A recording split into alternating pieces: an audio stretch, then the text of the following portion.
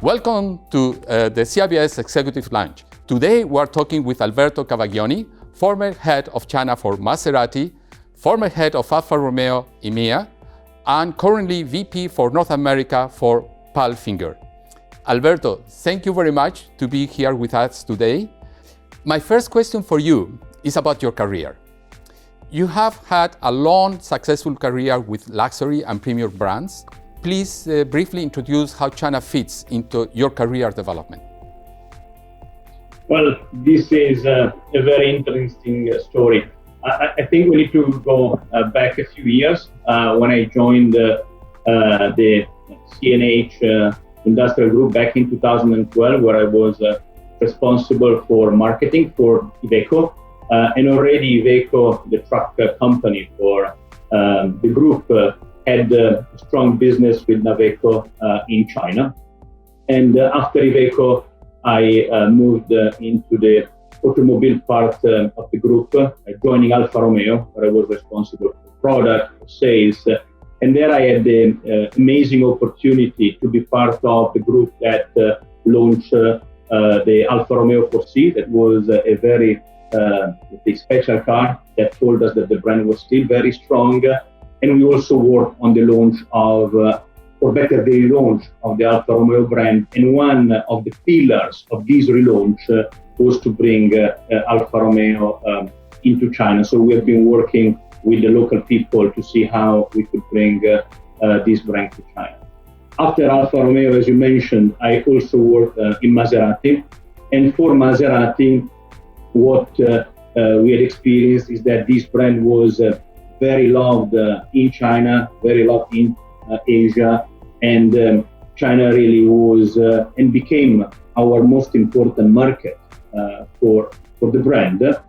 And after having managed the global sales operation for Maserati, I was given the tremendous opportunity to come and run the business in China for Maserati. So before, let's say, I was seeing how numbers were for Maserati in China, and then I had the privilege, as you do remember, because we met back then, to run the business in this country. So when you compare all these markets, all these countries, what are the major learning points that you got from that experience? Well, again, I like to go back, to my roots, if you want. But what I did previously than my, let's say, working experience was always to travel. So I had the luxury to visit different countries, to learn different languages, English, as we do now, French, Spanish, and German. So to me, it's very important is not to come into a country, come into a new culture with something that you believe is absolutely right. You need to listen, you need to understand the people, you need to adapt yourself if you want like a tailor-made suit. And this will help you to really get to learn the people, get to learn the habits, get to learn how to do business. And this is always what I did. I have to say that the fact of being open-minded came from, again, a business experience that I was given at the really beginning of my career when working for Saint-Gobain, where I had the chance to live in the UK, live in France, Spain, and I was at the time also responsible for a little product line that was sold outside Europe, and I was responsible for this geographical area, so being the Middle East, being Africa, being South America, being Asia. So the opportunity really to continuously travel, to meet different people, to ask questions. I think this is the way people should approach a new adventure. When you are given the opportunity, that I believe more than an opportunity is a present that an organization gives to his employees in having the chance to visit, work a country that is not your own. I remember in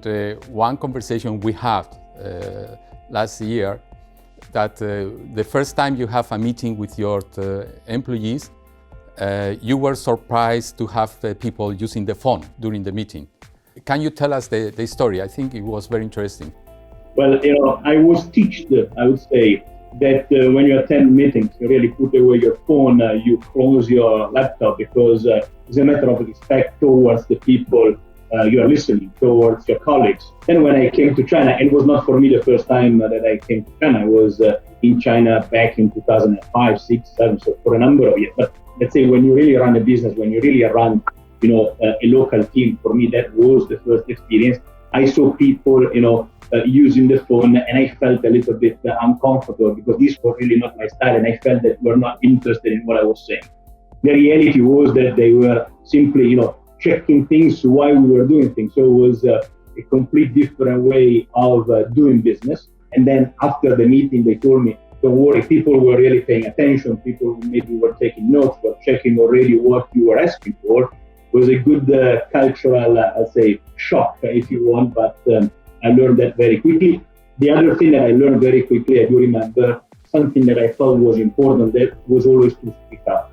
Even though sometimes in China I found the people a little bit more shy, if you want, and they were listening much more than what they were expressing their own ideas. I really asked to express their opinion, to disagree with what I was telling them, because they were, of course, much more knowledgeable than what I was at the time, and that I am today.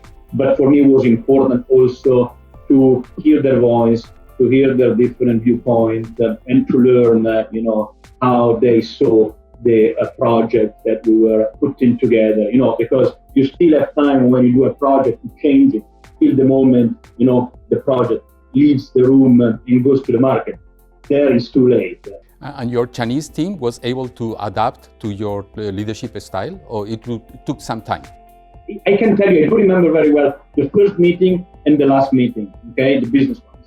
And I could see the level of interaction was much higher. It is something, what you learn, and how the human being adapts to the different cultures, as long as you are open to listen, because this is, again, something that I learned a lot in China. You need to listen because you understand much more when you listen, rather than when you talk over people. Okay? And being a Latin person by nature, being Italian, it has been for me a challenge. But if you think what I'm doing currently, working for an Austrian-based company, I'm also today learning a different type of approach, where people don't talk too much, where people are very process-driven.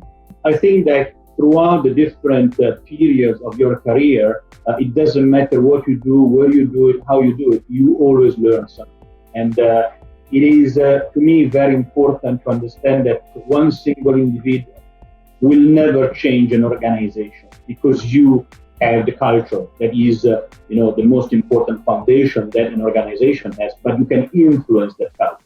So you can bring your contribution thanks to the experience that you have. In a room, there are always many brains, and the sum of these brains is by definition, and for sure, a better brain than the brain of the boss. You have a very impressive international career, so many different countries. You think that in today's world, it's important to build an international career to reach the highest level in the organizations of a multinational? I started many years ago when I was in high school, because I had the chance, thanks to what my father was doing, to travel a little bit. And I started to have friends that didn't live in Italy. So it became a sort of need for me, to learn and to exploit this interest toward languages. And then luckily I had a family that allowed me to travel during the summer, and I started to find some, summer works, so I've been traveling to make a little bit of money, and this became a sort of, as I said, a sort of need. I really need to be in contact with people that are different. These to me are opportunities to enrich your own soul. And this is the personal, if you want, aspect. At the same time, nowadays, there are, I would say, mainly global or local companies, and therefore you need to know how to work in a multicultural environment with different nationalities. This is a tremendous added value, and the added value is, as I said before, that also in a business environment, the more you have different people, different ideas, different way of being, the better the organization will be, the better and the faster the organization will be able to adapt to the different business environment. Because even if you sell a global product, then you need to adapt your style in the country in which you live. This is a matter of cultural respect, and is a matter of understanding what the people that you're selling to, that are the customers, that by definition, we always say that the customer is king, want. So if they want something, you need to give it to them, but you need to be capable to understand how they want it. And you think that multinationals organizations have people, talent with that mindset, global mindset, or is not enough? More and more, yes. Even though I have to say that I see new generations that are very local, because they use these digital tools that are available. I am still probably, even though I feel very young, the old style type of guy. I believe that it's important to meet the people. I believe that it's important to understand the body language. I really believe that you need to meld with the culture. It's not sufficient only to interact via the digital tools that are available today. So I think that people maybe today, they're a little bit arrogant in believing that because they have seen everything on the digital platforms that are available, they know everything. I believe that what you experience digitally and what you experience physically being there, it's a complete different type of experience, because you also suffer. I can tell you, I have been suffering a lot in learning cultures, because you feel, this is not me, this is not what I like. And then, day after day it becomes better. And then what you thought at the beginning that was a limitation, it becomes a strength, and you love it even more. So to ask to your organization to become an expatriate, to go and travel abroad, to, if you do an MBA, to take international MBAs or executive MBAs where you visit other cultures, where you visit other universities. So for me, again, it is important to do it also physically and not only virtually. Now I will change my questions from your career to your experience in the luxury industry. How do you see China as a market for luxury products? And you see that is a trend that is growing, or perhaps will stop?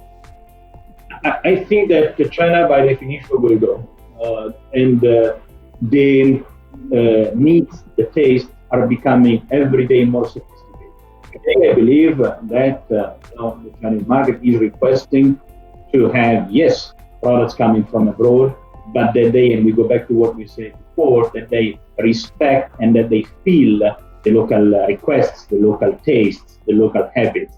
And I think that, and as I see, the organizations as of today are really adapting themselves and making sure that they take this very much into account, and making sure that they have, yes, probably, let's take the example of an Italian product, but it is built, and even before building, thought and developed for the Chinese market. And I think this is a major step forward.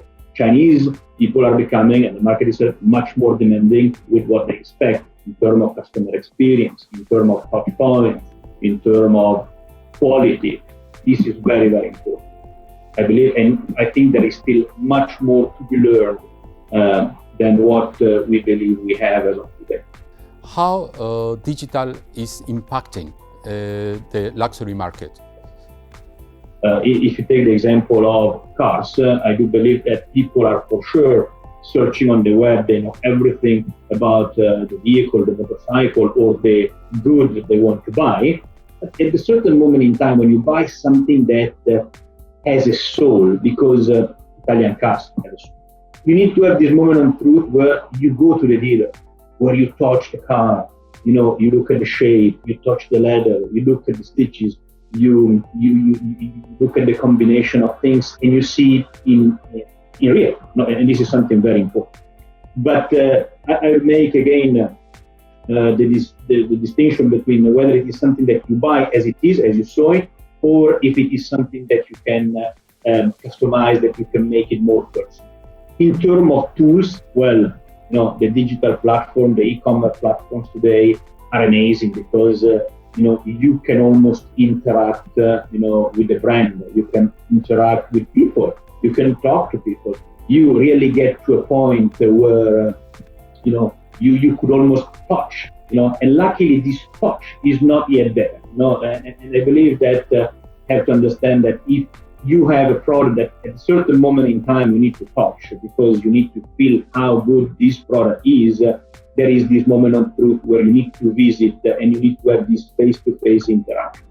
And going back to what we did, for example, in China, as you do remember, for Alfa Romeo or for Maserati, we did sell online Maserati, but then there was the moment when the car was delivered, and you also need to consider that you need to be looking after. There is another moment during which you need to talk to the sales rep, for example. So this is how I see. Then there is the point of speed, how fast you want to go, because if you are very, very much sure about what you want, then you have already seen it, because your friend had it, because it is something that you have been searching for a number of days, weeks, months. Well, it is much faster probably to use the e-commerce platforms. I remember now you mentioned Maserati, that when we have our conversation, I told you, can we expect to see an autonomous Maserati? And you said, what? Never. Can you explain why? Let's assume that the technology will bring us there, and you will have an autonomous Maserati or Alfa Romeo, okay? Who bought the Maserati, the Alfa Romeo, will decide that he wants to drive the car himself. Mm-hmm. So what I really hope is that there will always be given, okay, the choice to the owner to, yes, maybe to be driven in the car, but also to drive it. I do hope that many of the beautiful things that we have been used to do, and driving is an experience, is something that gives you a lot. It's something, when you drive or you turn on a Maserati or an Alfa Romeo, you smile. When you go from A to B, I always made this example, you have a great experience. And if you had a bad day at work, but you know that in your car park, you have a Maserati or an Alfa, and you can drive your 10 miles, to go back at home, that period, 10 minutes, 15 minutes, whatever it will be, that specific drive, will give you, a better mood than what you had after a long, tiring and difficult day. So luxury goods must give you something that will make you feel better and different. It doesn't have to be just an object, because if not, they lose soul.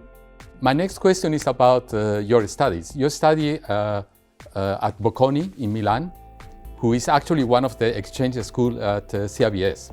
What advice can you give to MBA graduates who are looking to forge a career in the luxury sector? I tell you my takeaway from my MBA and from my studies at Bocconi. They were very simple. First of all, you need to have a very open mind. You need to be multicultural, and this goes back to what we said before. So you need to have this mindset and willingness to challenge yourself. Because if you are multicultural, as we said before, you need to discover a new culture. Well, it's not going to be a walk in the park like when you deal with your own culture. But what an MBA teaches you is to see challenges from a different angle. And then you can immediately apply this to your business. And this is the other beauty. It's not you think that you're studying a lot, there is a lot of theory. No, but you can put this theory in practice very quickly. Luxury-wise, again, it goes back to this point, whether it is luxury goods, or it is heavy-duty equipment, or it is cars, trucks, you simply need to have a humble approach in understanding the market needs.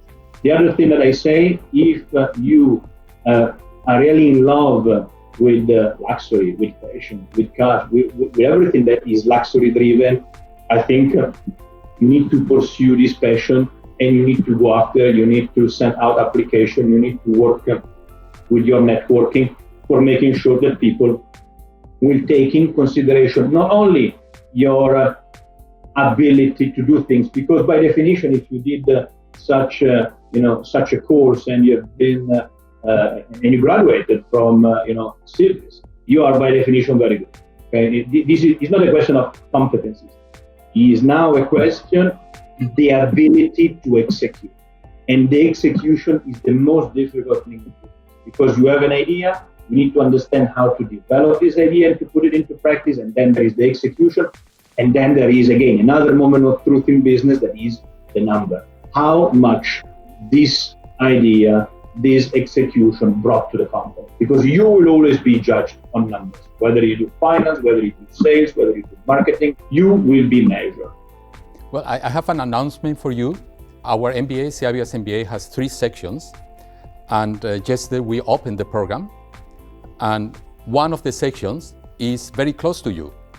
One section started in Zurich. So now CEIBS MBA is really a truly global program, yeah?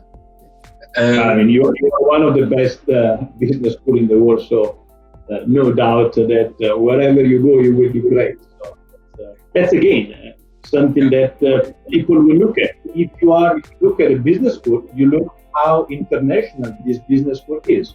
And diversity is critical for us, yeah? My last question for you, if you talk to a young European professional, considering China and an MBA, what do you think that the China experience would add to his future career? A tremendous boost. Basic piece of advice would be, if you're given such an opportunity, take it, go there, and open your ears very much, close your mouth a little bit more. And said from an Italian, believe me, it was very difficult, and I have still stitches on my body, a very painful exercise, but it is something that makes you become a real businessman or businesswoman. So great experience, and if you're given the opportunity, go for it. If you're not given the opportunity, ask for it. Okay, thank you very much. With this, I finished the interview.